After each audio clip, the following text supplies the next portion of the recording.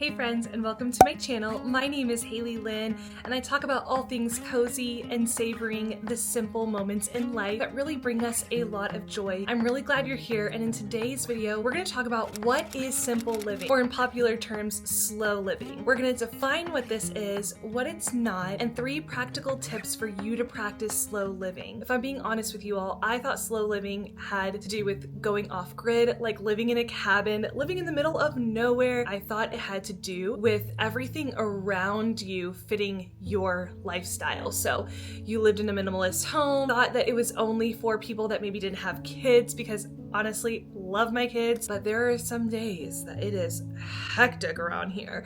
And so I really thought that in order to live slow, you needed to fit this mold, but that could not be further from the case. I have been practicing slow living now for roughly 4 years now, and it has completely changed the game for me. Before I adopted a slow living lifestyle, I was burnt out, I had GI tract issues, severe anxiety. I found myself every 2 to 3 months just feeling exhausted in my job, and I wasn't living content. I was living actually really discontent and had a huge money spending issue. And it's because I was just chasing this productivity, this high, these temporary highs that really did not fulfill me. When I switched my mindset and started learning about slow living, that's when I started feeling content and coming alive and back to myself. And while slow living can include making your own food, and it can include living off the grid, and it can include not having kids, that's not always the case. I want you to hear from me today. If you take anything from this video, there is encouragement that you can live simple today. You can live a slow life, and I want to define what that is. At its core, slow living is way more about your internal mindset than it is about living actually slow.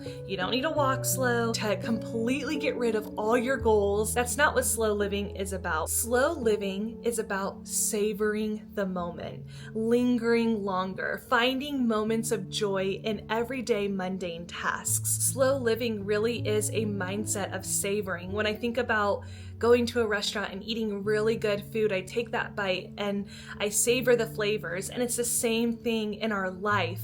If we are savoring every moment, we're looking at the flowers, we're looking at plants and books in a different light of how can I really digest this right now and savor this moment. So I really want you to kind of flip in your mind, if you were anything like me, thinking that your conditions have to be a certain way, I want you to think about simple and slow living as savoring. Slow living and simple living is also about living in the now. It's focusing on what you can experience currently versus future casting or thinking about all the anxiety of what could go wrong and what's holding you back and thinking about your past. It's really focusing on living present. So when you're eating, you're eating. When you're talking to a family member, you're really talking to them on the phone, or maybe you're FaceTiming them.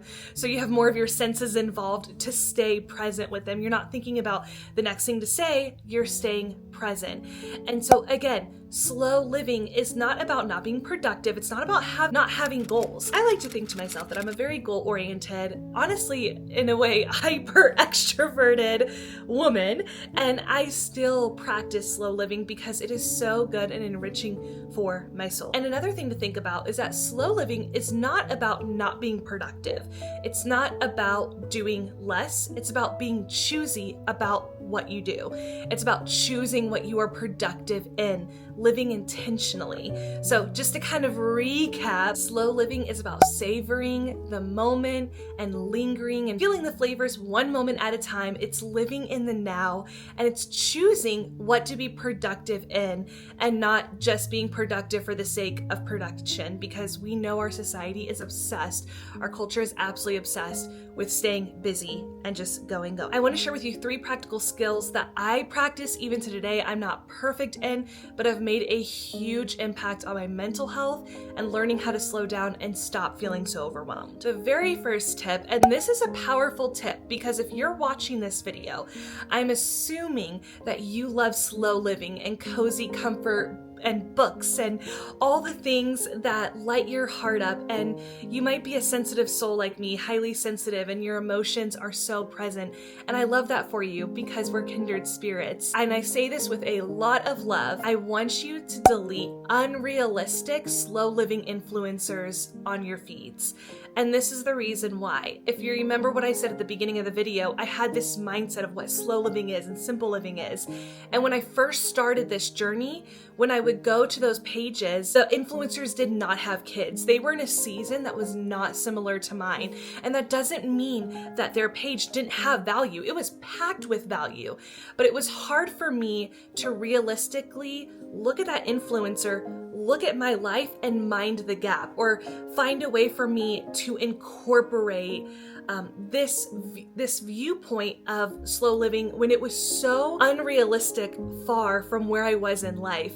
So I want you to go through your YouTube, go through your Instagram, go through your Facebook, and if you are in a season of life that does not match the influencers in your life, or you leave their page just feeling like this is so unattainable, then I would encourage you maybe not to delete them, but mute them until it's a better time. I can now look at those pages with a lot more grace and a lot more, okay, this is how they're doing life. Woo!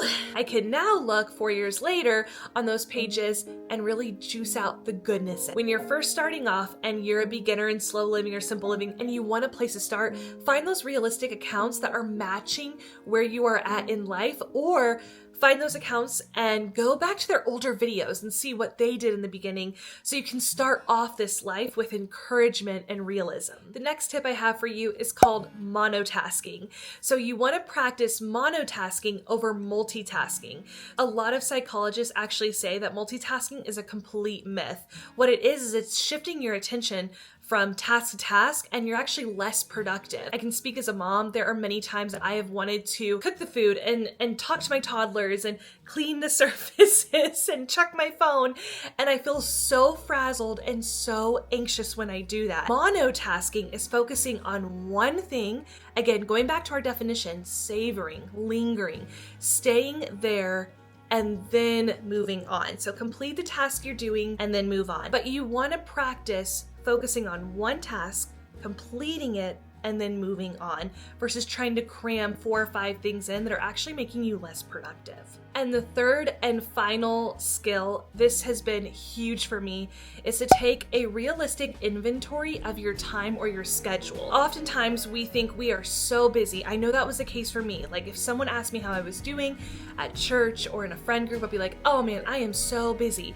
But when I actually took the time to look at the 24 hours I have, like everyone else, I realized that a lot of it was spent doing things that did not light my heart up, that I said yes to, that were not good for my soul. And I needed to take an honest track and look at my schedule. Just like Dave Ramsey, I love Dave Ramsey. He's really helped me with my finances.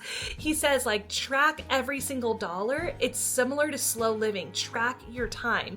Notice what you say yes to, what you say no to, what you might need to say no more to so you can slow down.